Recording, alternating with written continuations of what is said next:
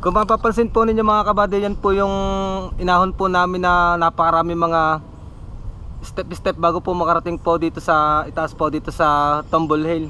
At ngayon po ay nandito na po kami ngayon sa itaas po. At tara mga kabady, samahan niyo ako.